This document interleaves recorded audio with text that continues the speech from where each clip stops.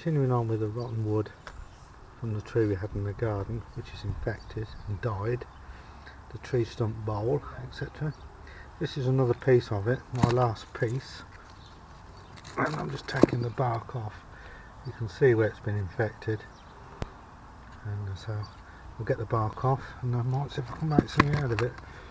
I don't know yet, I might be able to. I'll cut the wood down, so that's a nice chunk that will fit the lathe, although there's quite cracks in it. And then this piece here, which will probably fit on the lathe, and this bit is such a funny angle, I don't think it's worth bothering with. But yeah, I'm not, again, similar with all this wood I've got, I'm not sure what I'm going to do with it.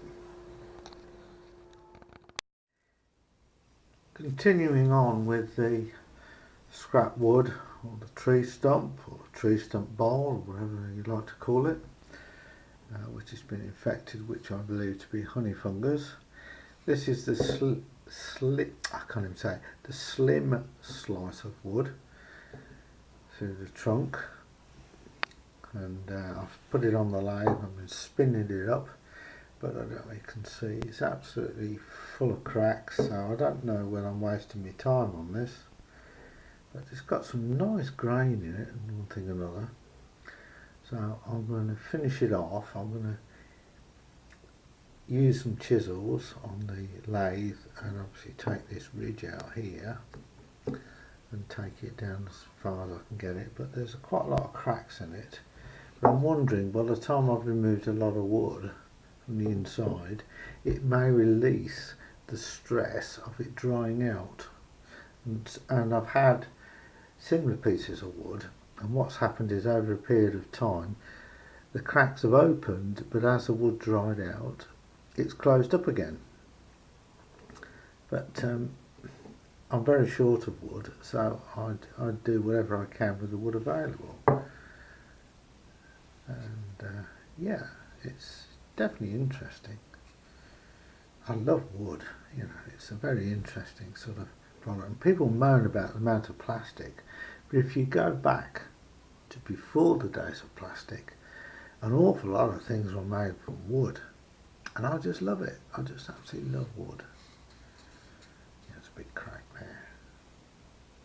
I could fill it, but I think I'm going to just say, put it back on the lathe, finish it off, tidy it up, sand it down, give it several coats of varnish, because that's all I have available to me, and see what it looks like, and then start work on the other chunk of wood, which is even more cracked.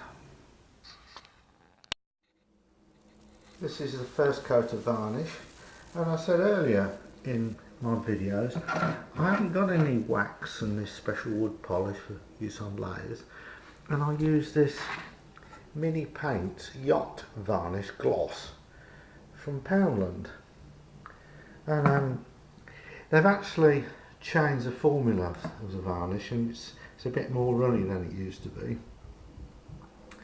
But yeah, I'm quite pleased with it. And so this is the bowl. Got a few cracks in, but what happened with the last one? After a while, the cracks closed up, which I was quite pleased about. It's a bit rough in the middle because there's a lot of rot in there, but it's not going to be used for food. It's just going to be used for an ornamental, stand a plant pot on it or something. Let's see what cracks. Hopefully it's lifted up into a better light. I don't know if that's any better. Yeah, it's not bad. A scrap piece of our old tree. It will remind us of the tree, because it looks a bit bare in the garden now the tree's gone. But yeah, I'm not sure about the other piece, whether it will be usable. And it's really cracking. This is, that end is beginning to crack, but I'm just going to leave it there, and there might be something salvageable, we don't know, but let's wait and see. The lathe I use is this one, and it's sort of a modelling lathe. There's my hand, so you can see how big it is. It's very small. It's probably a metre long maybe, or 3 feet to the very end. And it comes with, you know, this type of into the wood. I forget what they call these. That one swivels. I think they call it a live end piece or something. And the speed control is done simply by this knob here, and I've bolted it to a piece of old pine, and that's it really. There's not a lot to say. It comes with a lot of accessories, like you get base plates, but you can see I'm limited on that as a sort of diameter. And although it's only a 150 watt motor,